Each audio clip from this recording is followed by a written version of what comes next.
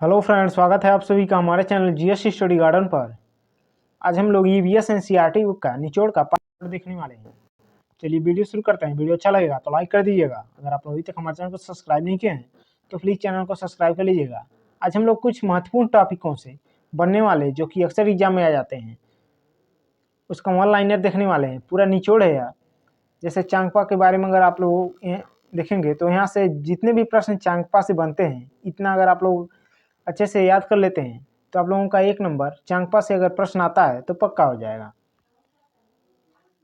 चलिए देखते हैं। चांगपा घुमंतु लोग हैं। देखिए ध्यान दीजिएगा, चांगपा एग्जाम में पूछ लेता है कि चांगपा कैसे लोग हैं, तो घुमंतु लोग होते हैं और वो एक जगह नहीं रहते हैं, वो घुमक्कड़ हैं और भेड़ बकरियों के झुंड को लेकर पहाड़ों के हरे मैदानों की खोज में घूमते रहते हैं। ज़रूरत का सामान भी इनको इन्हीं से मिल जाता है, जैसे दूध, मांस और स्वेटर, चमड़ा और कोट के लिए ऊन भी मिल जाता है।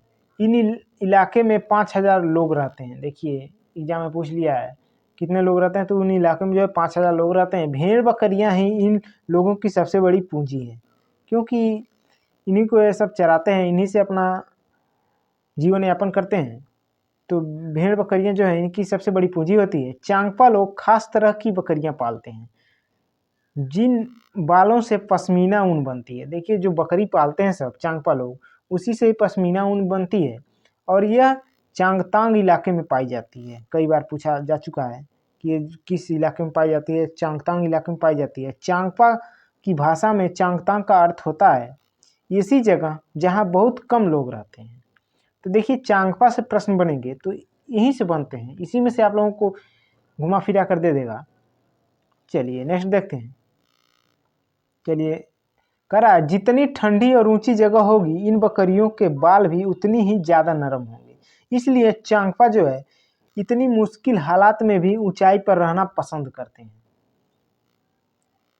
चलिए आगे देखते हैं। देखिए पश्मीना शाल से जो पश्मीना शाल जो है बकरियों से ही, पश्मीना बकरियों से प्राप्त होता है ऊन, उन्हीं का बनाया जाता है पश्मीना शाल। तो देखिए पश्मीना शाल जो है 6 स्वेटरों के बराबर गर्मी देती है। कई बार एग्जाम में पूछा जा चुका है कि पश्मीना शाल जो है कितने स्वेटरों के बराबर गर्मी देती है, तो 6 स्वेटरों के बराबर। और पश्मीना शाल को मशीनों द्वारा नहीं बनाया जाता है, इनकी बुनाई हाथों के लिए खास बुनकर होते हैं, करते हैं। और देखिए एक साधारण पश्मीना शाल तैयार करने में 250 घंटों का समय लगता है। यह पश्मीना पहाड़ी बकरियों के एक खास नस्ल से बनाई जाती है जो लगभग 5,000 मीटर की ऊंचाई पर रहते हैं सब। यहाँ सर्दियों में तापमान 0 सेंटीग्रेड से भी कम हो जाता है। सर्दी से बचने के लिए बकरियों के शरीर पर बहुत ही बारीक और नरम बाल उग जाते हैं। यह बाल बहुत ही पतली होती है, इतने पतले होते हैं इसी से जो है शाल बनाई जाती है। बकरी के 6 बाल मिलाकर हमारे सिर के 1 बाल के मोटाई के बराबर होते हैं। तो सोच सकते हैं आप लोग कितनी पतला जो है इन लोगों के बाल होते हैं जिससे शाल बनाई जाती है। इसलिए पश्मीना शाल को मशीनों द्वारा नहीं बनाया जा सकता। देखिए यहाँ पर ध्यान दीजिएगा, 6 बाल के बराबर होते हैं, यहाँ पर ध्यान दीजिएगा। चलिए नेक्स्ट देखते हैं। देखिए मधुमक्खियों से प्रश्न जो बनते हैं यही से बनते हैं। लीची के फूल मधुमक्खियों को लुभाते हैं, ध्यान दीजिएगा यहाँ पर। इसलिए लोग मधुमक्खियों को पालकर शहद बनाने का काम करते हैं। अक्टूबर से दिसंबर तक का समय मधुमक्खियों के अंडे देने का होता है। कई बार एग्जाम में पूछा जा चुका है। अक्टूबर से दिसंबर तक मधुमक्खी पालन शुरू करने का सबसे अच्छा समय यही होता है, अक्टूबर से दिसंबर तक। और मधुमक्खियों को जो है लीची के फूल लुभाते हैं। हर छत्ते में एक रानी मक्खी होती है, ध्यान दीजिएगा, जो अंडे देती है। यह दिन भर काम करती है, शहद के लिए फूलों का रस ढूंढती है। जब किसी मक्खी को रस मिल जाता है तो एक तरह का नाच या फिर डांस करते हैं सब, जिससे उसे दूसरी मक्खियों को पता चल जाता है कि रस कहाँ है।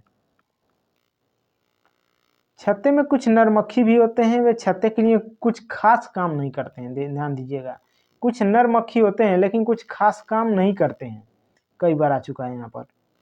चलिए नेक्स्ट देखते हैं। देखिए कौड़म मलेश्वरी से प्रश्न आ चुका है कई बार। कौड़म मलेश्वरी एक वेट लिफ्टर हैं और ये आंध्र प्रदेश की रहने वाली हैं, ध्यान दीजिएगा। इनके पिता जो है पुलिस में हवलदार हैं। जब यह 12 साल की थी तभी से वो वजन उठाने का कार्य कर रही हैं। अब यह एक बार में 130 किलोग्राम तक का वजन उठा लेती हैं, कई बार आ चुका है। भारत के बाहर इसने जो है 29 मेडल जीते हैं अब तक, ये भी कई बार आ चुका है सीटेट एग्जाम में। तो कर्णम मल्लेश्वरी देखिए, इनकी 4 बहनें भी रोज वजन उठाने का अभ्यास करती हैं। तो कर्णम मल्लेश्वरी से देखिए प्रश्न जो बनेगा यहीं से बनता है, इससे बाहर नहीं बनता है। आप लोग पूरा इसको अच्छे से रट लीजिएगा। चलिए आगे देखते हैं। देखिए लद्दाख के घरों से अक्सर प्रश्न आ जाते हैं। मुंबई से दिल्ली तक का रास्ता 1400 किलोमीटर तक है। ठंडा रेगिस्तान है लद्दाख, ये भी ध्यान दीजिएगा। लेह के घर के विशेषताएं देख लीजिए, लेह लद्दाख के घर कैसे होते हैं। यहाँ के मकान पत्तों को काट कर तथा उन पर मिट्टी और चूने से पुताई करके बनाए जाते हैं, ध्यान दीजिएगा। यहाँ के लोग ऊपरी मंजिल पर रहते हैं तथा नीचे की मंजिल पर जानवरों के रहने की जगह होती है। ऊपरी मंजिल पर रहते हैं, निचली मंजिल पर जो है जानवर रहते हैं। सर्दी के दिनों में अक्सर परिवार भी निचली मंजिल पर रहते हैं, ध्यान दीजिएगा। नीचे की मंजिल छत को मजबूत बनाने के लिए पेड़ों के मोटे तने का इस्तेमाल किया जाता है, मोटे तने का इस्तेमाल किया जाता है। और देखिए निचली मंजिल में कोई खिड़की भी नहीं होती है।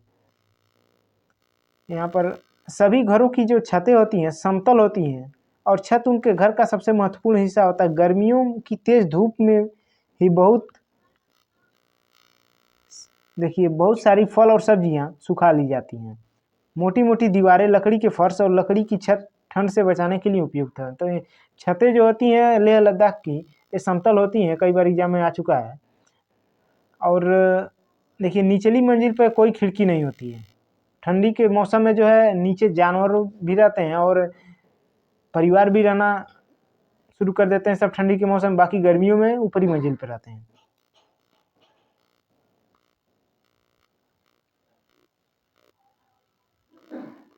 चलिए लास्ट था, इसके आगे का हम लोग नेक्स्ट वीडियो में देखेंगे।